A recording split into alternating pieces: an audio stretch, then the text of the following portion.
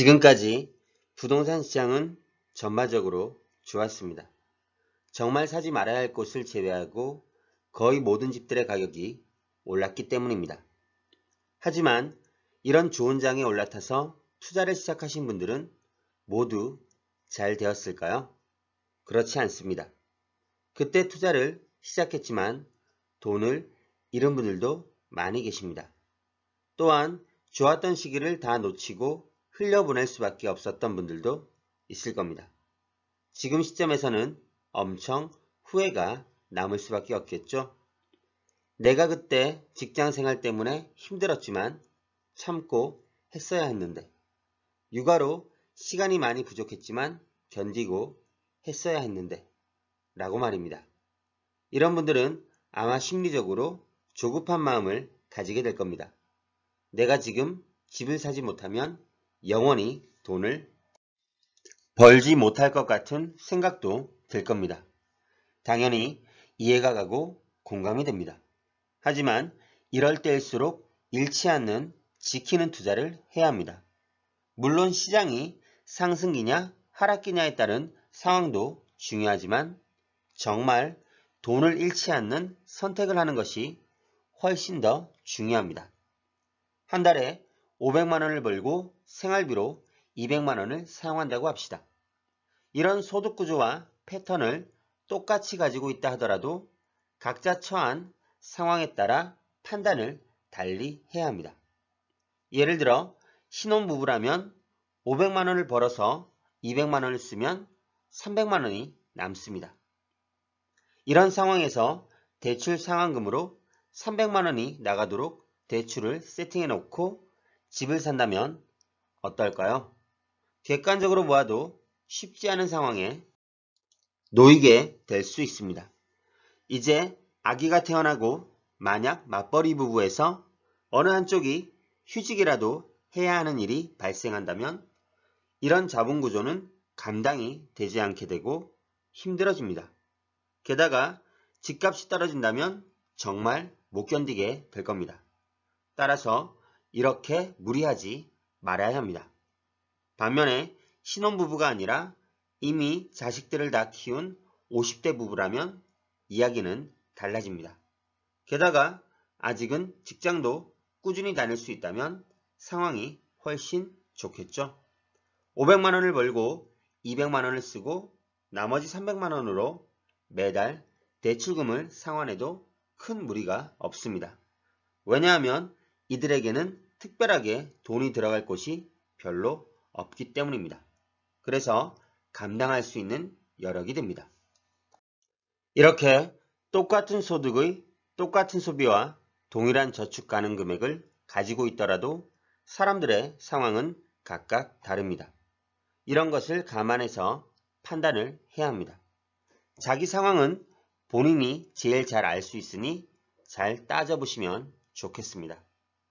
일반적으로 생활비를 제외하고 내가 모을 수 있는 돈의 70% 이상이 매달 대출을 상환하는 데 사용된다면 위험하다고 생각됩니다. 왜냐하면 지금은 집값이 상대적으로 비싸다고 판단되기 때문입니다. 그러나 비싸다고 반드시 떨어지거나 싸다고 무조건 오르는 것은 아닙니다. 부동산을 싸게 살 수 있을 때는 대출을 좀 과하게 해도 괜찮습니다. 경매로 낙찰받으면 대출을 최대한 많이 받아서 레버리지를 활용하는 것처럼 말입니다. 또한 2015년 정도에 서울 및 수도권 주요 지역의 아파트를 소위 영끌에서 매수했다고 하더라도 나쁘지 않았습니다. 그 당시는 가격이 쌌으면 더 이상 떨어지기가 확률적으로 어려웠기 때문입니다. 레버리지를 최대한 활용하는 것이 가능했습니다. 이 정도면 조금 무리하는 것 아닐까? 라는 생각에도 그 부동산을 끌고 갈 수 있었습니다. 가격이 오르거나 더 떨어지지는 않았기에 심리적으로 가능했었습니다. 그러나 지금 시점에서 집값을 바라보면 대부분 비싸다고 느낍니다. 그래서 이 타이밍에 집을 사면 대출 부분에 주의를 해야 합니다. 만약 내가 산 가격에서 집값이 떨어지기 시작하면 그렇게 이쁘고 사랑스럽게 보였던 집이 꼴도 보기 싫어집니다. 심적으로는 고통스럽게 됩니다. 그리고 지금은 저금리 시대입니다. 이제는 저성장 시대이기 때문에 당분간 고금리가 될 일은 없다고 봅니다. 앞으로 금리가 계속 올라가지는 않겠지만 일시적으로 올라갔다가 다시 내려오기를 반복할 수 있습니다. 만약 금리가 올라가는 상황에서 대출을 무리하게 받는 것이 있다면 그 상황이 고비가 되고 그 고비를 못 넘길 수도 있게 됩니다. 물론 길지 않은 기간이지만 그 기간에 집값마저 떨어진다면 견디기 힘들 겁니다. 견뎌내는 사람은 매우 드뭅니다. 그래서 지출을 제외한 소득의 70% 이상은 대출을 상환하는데 사용하지 않도록 하면 좋겠습니다. 잃지 않는 투자, 지키는 투자, 그리고 지속적인 투자를 위해서는 이런 부분을 감안하고 세팅하는 것이 중요합니다. 상황이 좋지 않을 때 여유자금이 없으면 돌려막기 쉽게 됩니다. 그러다가 집값이 계속 떨어지면 그리고 이런 상황이 언제까지 이어질지 아무도 정확하게 모르기 때문에 고통스럽고 힘들어서 포기해 버립니다. 하지만 자기만의 원칙과 기준을 지키면서 집을 사거나 투자를 하는 사람들은 좋지 않은 상황이 다가와도 감당이 가능합니다.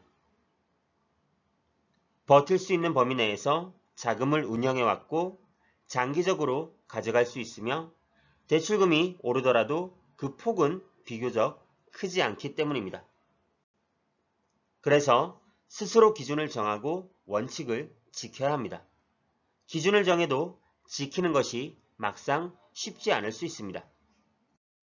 정해놓은 금액에 맞게 집을 보러 가도 보면 마음에 들지 않고 사람이라면 항상 더 비싸고 좋은 집에 살고 싶어 하기 때문입니다. 그래도 지금은 무리하기보다는 리스크 관리가 필요해 보입니다. 무주택자라면 적절하고 알맞은 집을 사고 1주택자라면 더 좋은 집으로 갈아타고 다주택자들은 포트폴리오를 잘 짜야 합니다. 이렇게 방향은 제대로 설정하되 잃지 않는 선택, 망하지 않고 지키는 투자를 해야 합니다. 한순간에 대박을 바라면 절대 안 됩니다. 상승장에는 준비 없이 투자하는 사람들이 많기 마련입니다. 다들 투자 이야기를 하고 주위에서 돈을 벌었다는 소리를 들으면 못 견디는 것입니다. 하지만 모두 각자에게 소중한 돈입니다. 따라서 준비가 필요합니다. 이 준비는 투자 대상에 대한 이해, 나 자신이 어떤 성향인지에 대한 이해 등이 모두 포함됩니다. 차근차근 준비를 한 상태에서 투자해도 절대 늦지 않습니다. 왜냐하면 투자 물건은 계속 나을 수밖에 없고 부동산 시장은 계속 멈추지 않고 돌아가기 때문입니다. 잘 모르는 투자, 묻지마 투자, 친구 따라 강남 가는 투자, 스스로 컨트롤하지 못하는 투자를 하지 마시기 바랍니다. 시간이 걸리더라도 어떤 투자인지 이해하고 자신의 성향에 대해 알고 나서 그리고 투자를 컨트롤한다면 최소한 잃지 않고 지키는 투자를 하실 수 있을 겁니다. 코인이든 주식이든 부동산이든 투자는 모두 마찬가지입니다. 올바른 자기 기준과 원칙을 지킨다면 무엇을 하든지 성공 가능합니다. 여러분이 하시는 투자가 어떤 것이든지 나는 절대 잃지는 않겠다는 마음으로 할 수 있는 것들을 차근차근 해 나가시기 바랍니다. 지금까지 시청해 주셔서 감사합니다.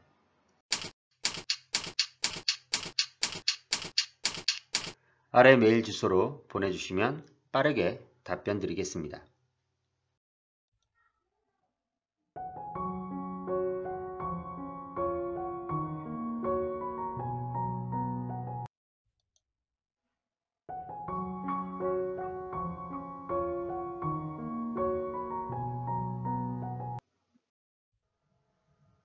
네이버 카페에 오시면 더 많은 정보를 확인하실 수 있습니다.